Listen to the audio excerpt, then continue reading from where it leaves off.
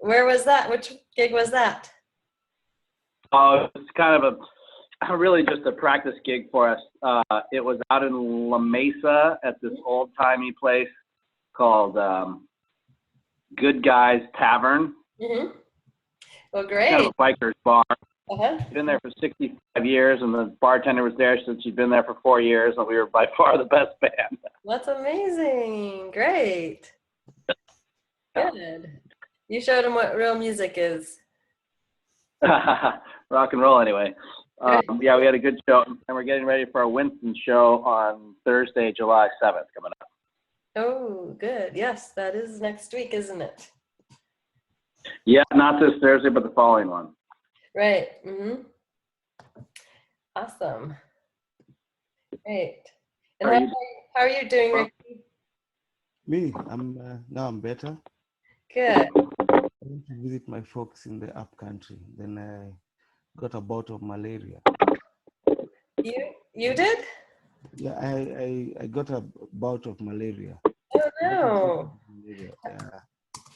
Did you no. something for it to help it? Do you guys treat it with do you have antibiotics or something, or how to get rid of that?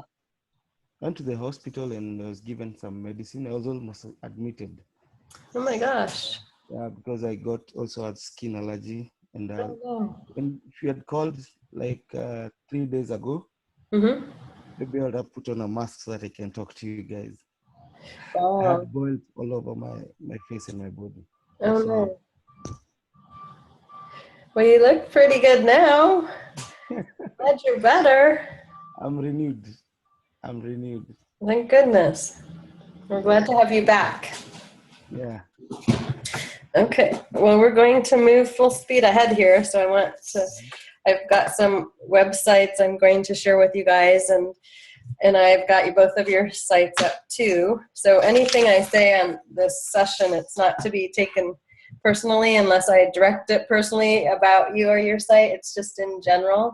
And it's how to look more professional on the web and how to get your band looking professional, how to convey that image of professionality and professionalism to people who are going to be booking your band, and the people that you're going to be corresponding with and promoting yourself or just sharing your info. So it's about publicity and PR too that you're going to be doing personally, and how you can maximize that and maximize the exposure with the best impact. And it's ways that I'm sharing with you that are budget. This is like guerrilla marketing 101. This is things that are DIY and low cost. So it doesn't mean you have to spend much money on it, but they're simple things to implement. Okay? Great. Okay. So the first thing is there's basically a few categories. We're going to be talking about the website, band website, about those are do's and don'ts. We're going to talk about email for your band, email, and also the presence of your email communications, how to make sure that's top notch and effective for you. And then also some tips on ways that you can get your website and your graphics, to tackle those projects if you need help with them in a cost-effective way. So first, looking at the topic of websites, and I want to say, actually, I'm going to share my screen with you. I want to say that both of the artists that are participating on this particular session right now, I obviously checked your websites, and you guys are, your websites are in the professional category already. There's some things that you can do to upgrade them, but in the scheme of things, you are on the to-do, not the don't-to-do category. And so just to tell you what the don't-to-dos are, and for people who are watching this replay, the don't-to-dos on your website are, do not set up a site on one of these companies such as Wix or Weebly. And this is an example of a Weebly website. You can see on the URL in my screen share that's highlighted there, it has the name of the group or the company. This is a company, .weebly.com. So whenever you do a Weebly site or a Wix site, these are free or low cost. They're generally free sites. That's like a software that you get online, a template. And basically they just look cheap and cheesy, and they're kind of tacky. This is all my own personal opinion, okay, when people contact me and they have these sites. And I know because I have done and built a Wix site before, and I've had them for clients like about 10 years ago, and also I've done the Weebly, so from firsthand. They're a little bit clunky and cumbersome, so they load slowly. They are they're tacky looking because they have the name in the URL, even though there's other options, and they always have their logo on the site. So it just looks, I think it looks unprofessional. If you're really going to have your own band website, you ought to be doing a site that's just yours on a platform that's friendly for you to update, and content that you can produce on your own and update from, you know, daily, like a WordPress site. So these are just the two examples of not to. This is another one. This site is the Wix site. Oh, sorry, I need to switch browsers from Opera to Chrome and show you the Wix site. It's basically the same situation. You have the name of the artist in this case. Okay, this website.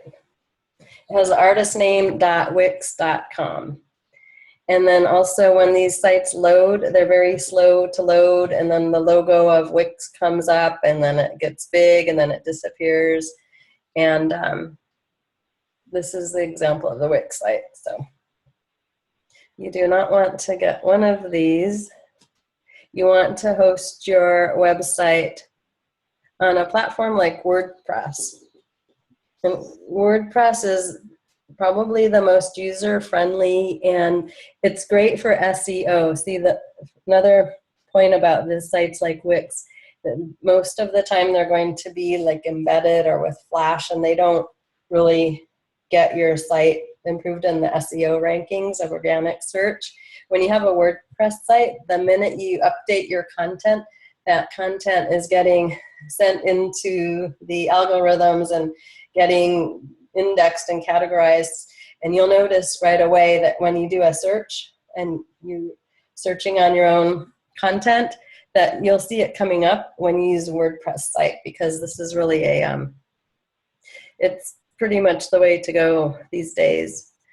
And I'm going to pull up now my samples of the artist site that I have participating today. So we have, for example, this artist here. This happens to be the Brian Jones Rock and Roll Revival Band. And They're great.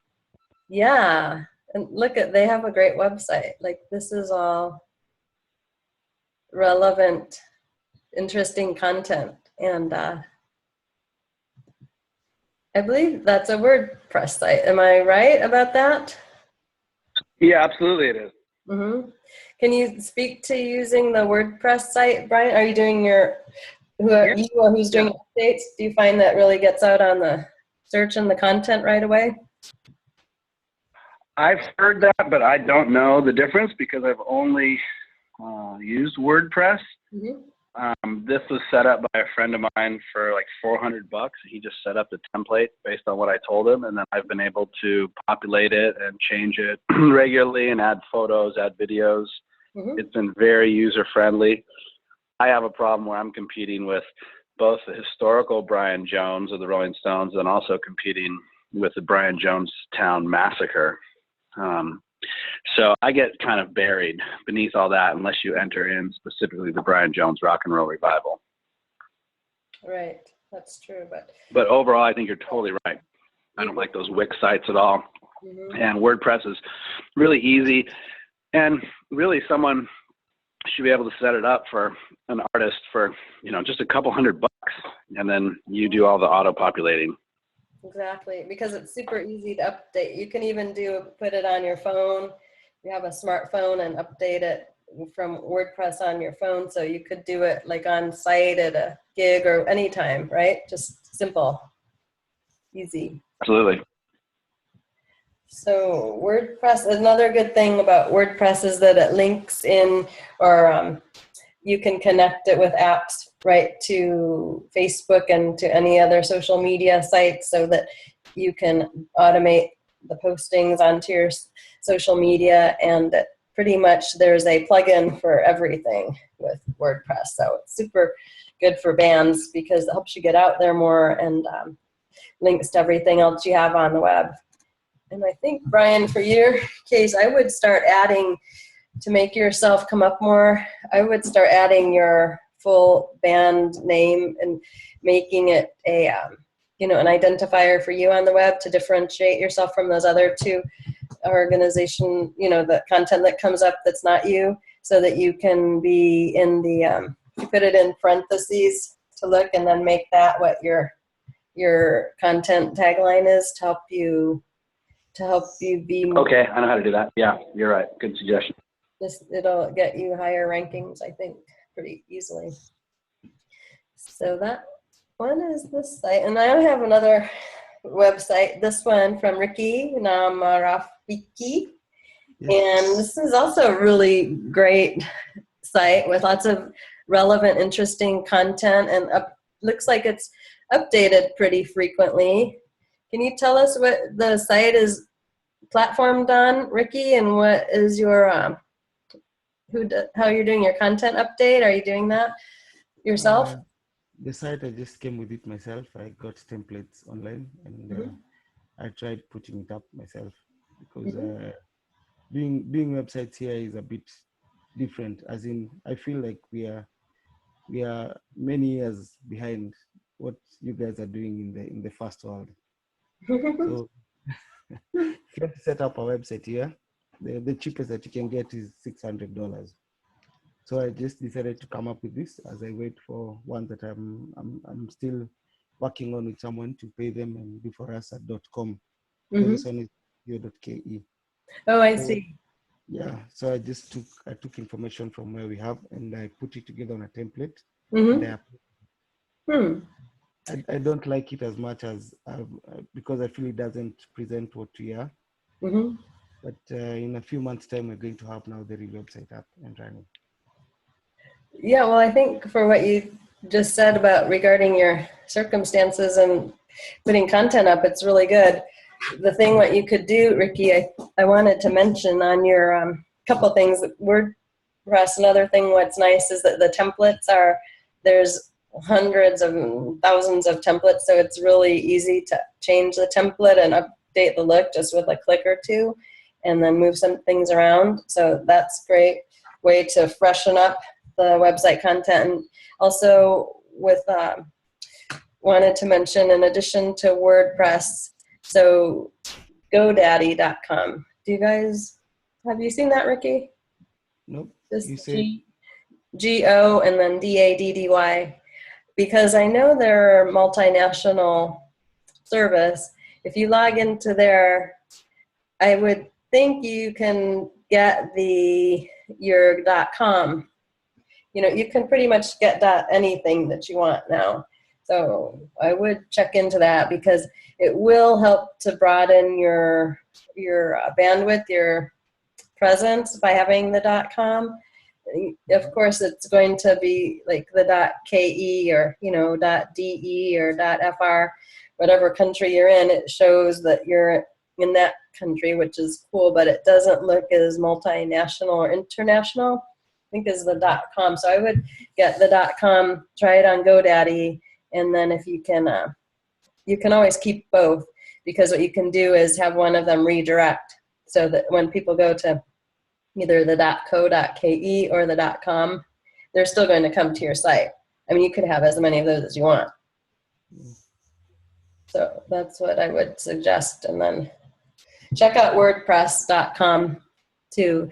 And they also have free templates. Okay. So, and the GoDaddy is also really inexpensive and good price for hosting your website. Mm-hmm. But it leads us to the next topic is on the email. So once you get your .com, your domain, and you can do numerous domains. Like Brian, you might want to even get, some other domains for your band. I just got recently pbi.rocks for Paramount Booking International, and it's just pbi.rocks. So you could get like Brian Jones band.rocks, or it's kind of a gimmicky thing, but it's possible to do that and then get your brand out there more. And then while you're at that, the thing I wanted to point out is to make sure you get your email that matches your domain.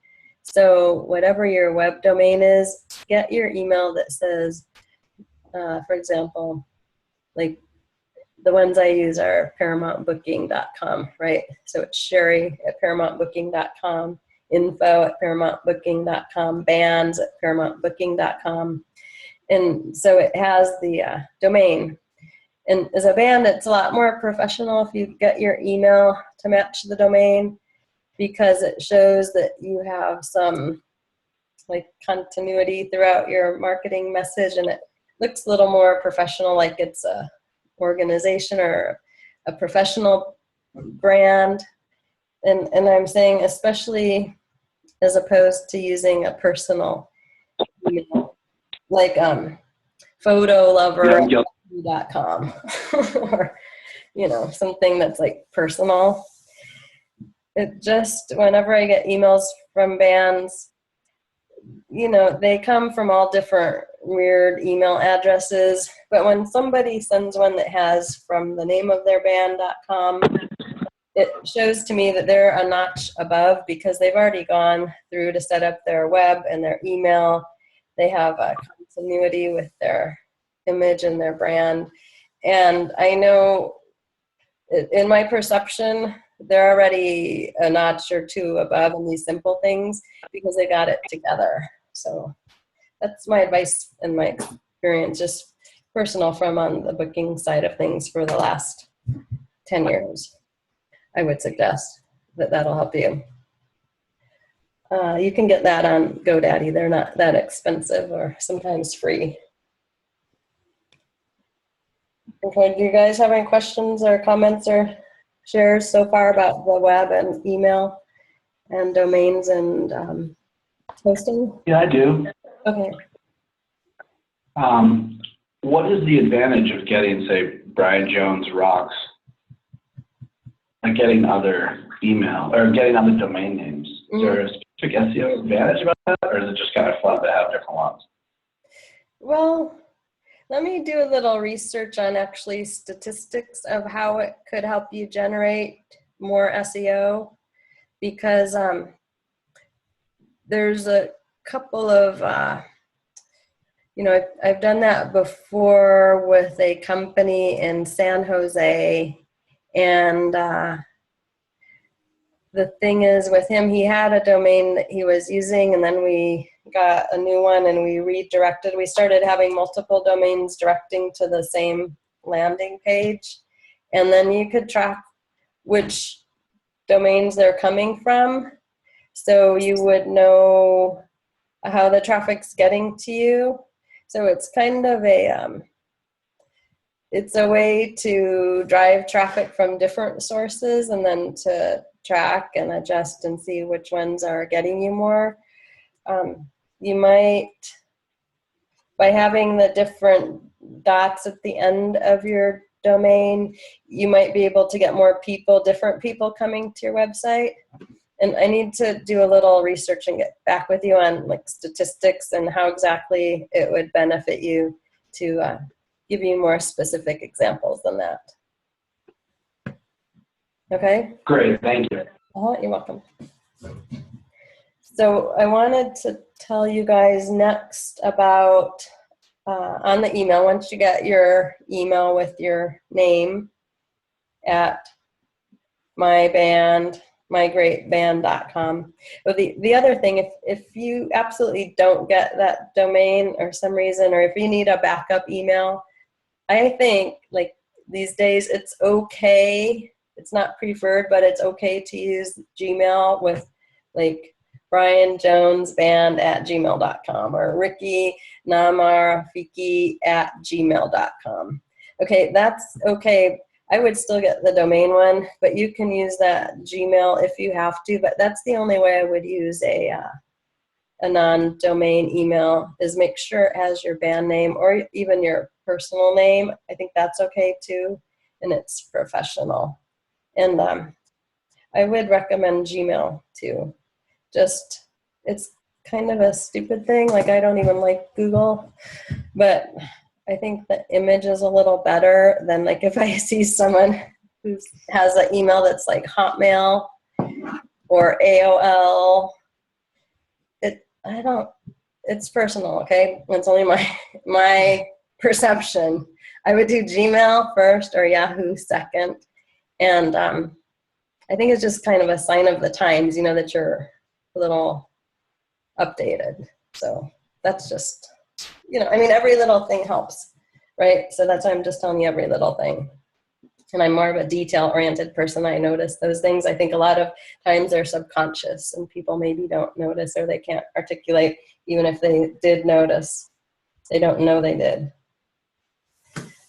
And then the next part is on your actual email that you write to people.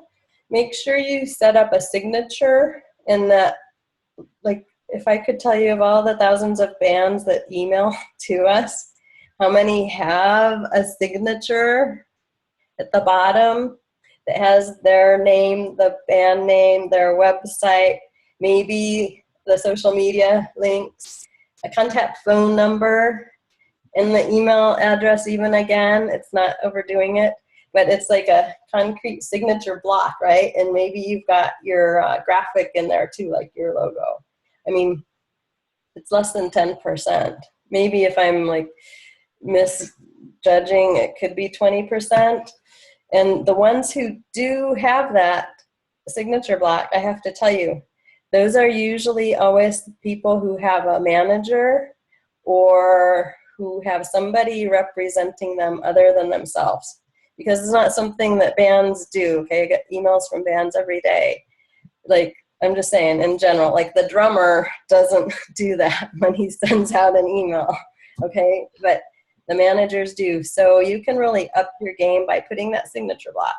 And then when someone goes to write back or to look you up and grab your phone number, email, or link on your website, it's right there. It just makes it so much easier if you have it on everything you do, everything you send out, and then it's a nice font, and it's got some bold and maybe some color, and the links work when you click on them and they go to the right places. They go to your website. They don't go to your .com website, which is a redirect to your Facebook page, okay? That is another no. You need a real website, not that domain that goes to your Facebook. I don't care how many people go on Facebook. You've got to have your own website for professional artists. And also, speaking of that, you know, the redirect with the link to your Facebook, what's even worse, like I've seen it sometimes, some people still have like a MySpace, okay? So obviously you need to update. If you still have anything linking to MySpace, like kill it, okay? It's dead.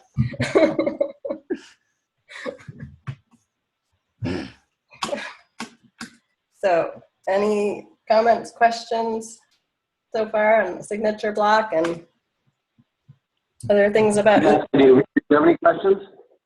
Me, I don't have any questions. I'm just learning a whole lot of new things, and I'm just amazed. So I don't have any questions.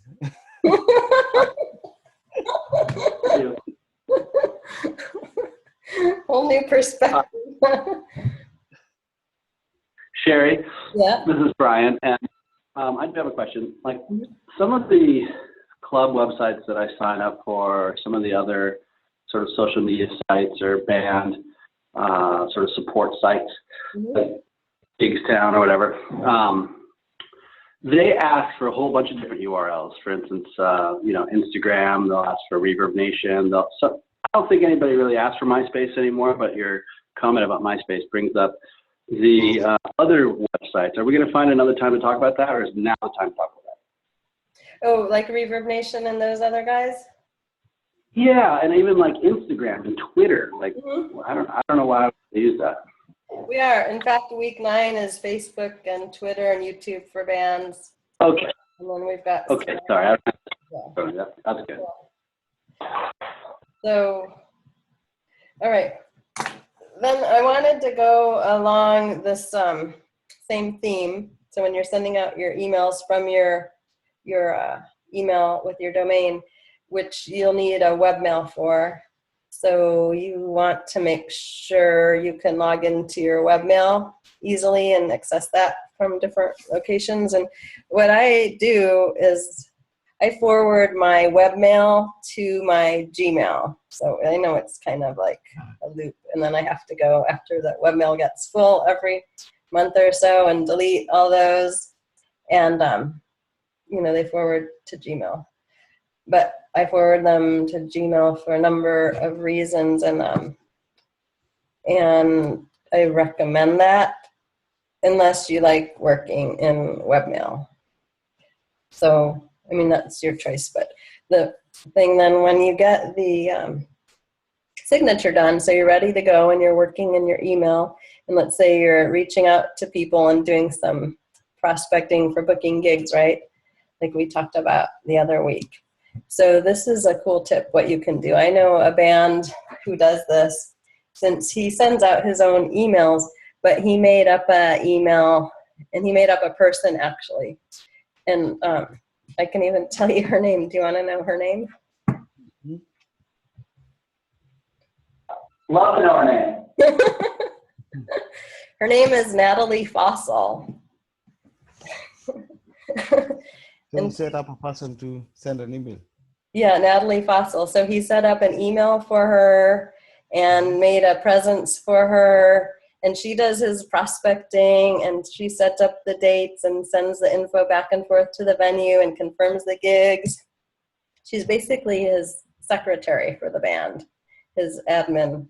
And so that way he can keep his identity of the band, and he has his assistant doing the work.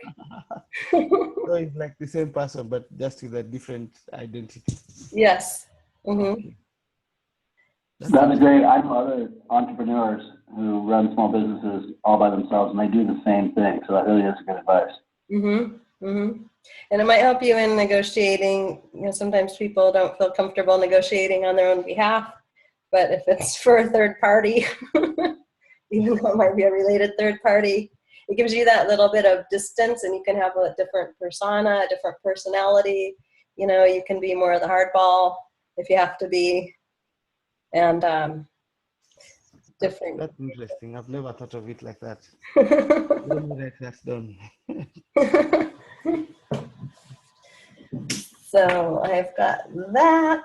One other thing, when you're sending out emails, especially if they're coming from Natalie Fossil, you better make sure that the T's are crossed and the I's are dotted, and you've got punctuation and capitalize where it needs to be capitalized, because you, in complete sentences, if I didn't mention that already, because you would be surprised at the emails that I get from bands wanting to work with us, and they're not even complete sentences, they're not punctuated, or they're all lowercase, and they just, it'll be like disjointed what they're writing, and the majority of them, they're just not well written. So you really want to make sure that you read and reread your email. This is another good thing about using Gmail. One of the reasons why I do like Gmail is because of the labs.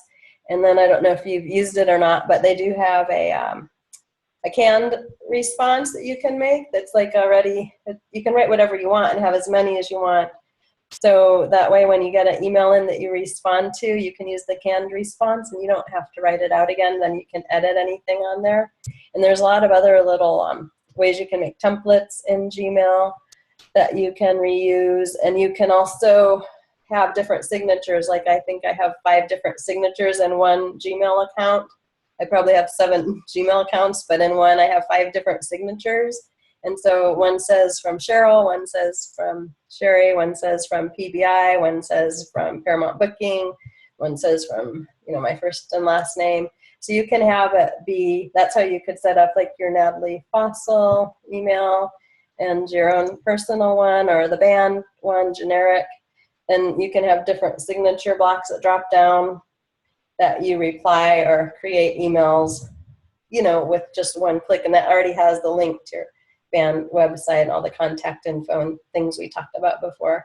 So you can easily have, you know, correspond, either fresh correspondence or replying to people with minimal clicks, because everything is already in a template and structured and you just have to edit a few things.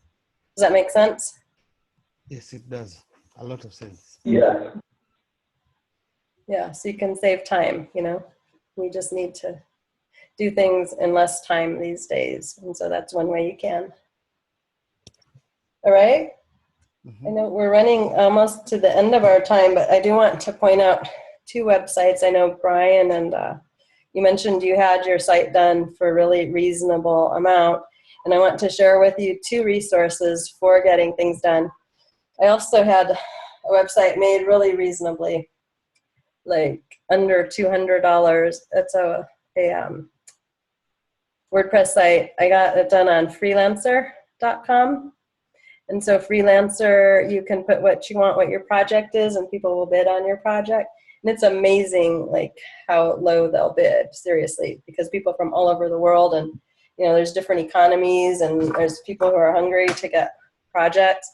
So I definitely, and I had really good experience. This one freelancer did one of my websites. We're still working together. I started working with him in November, and he's based in London, but that's been really a good experience.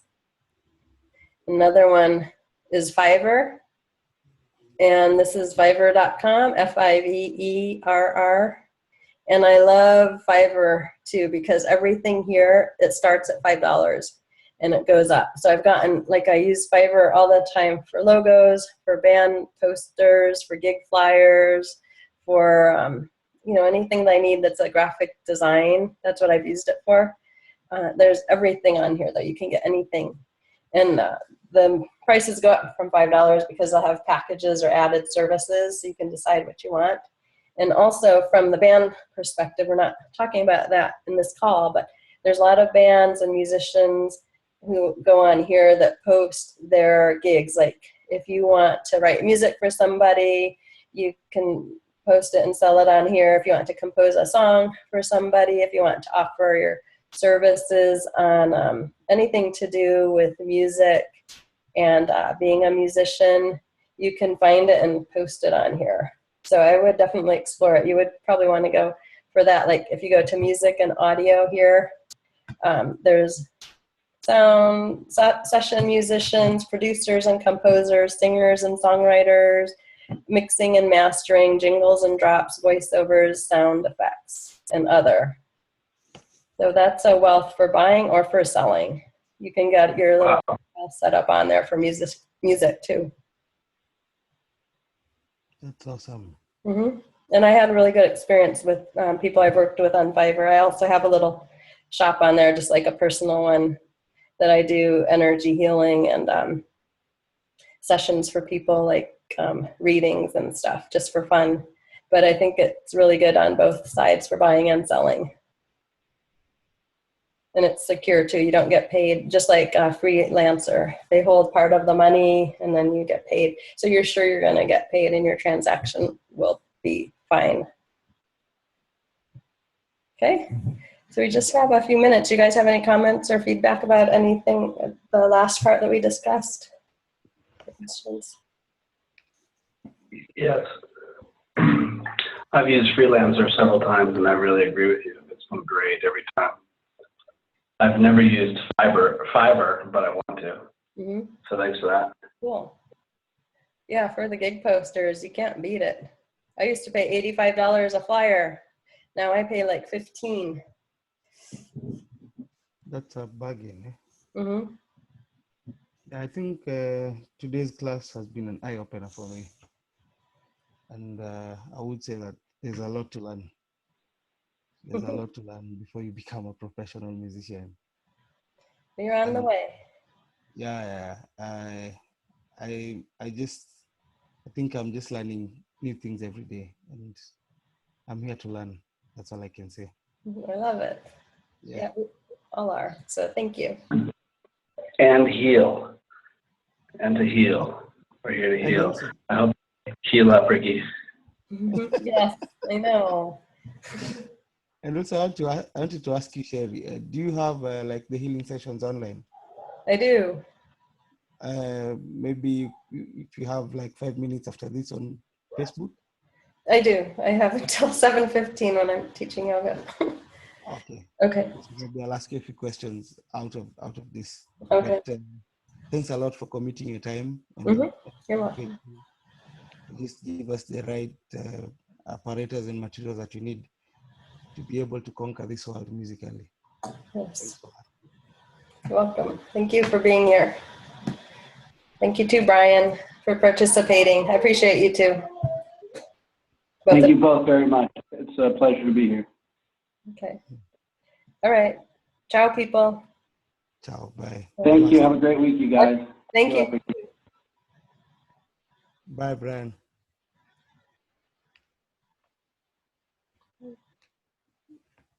Yeah.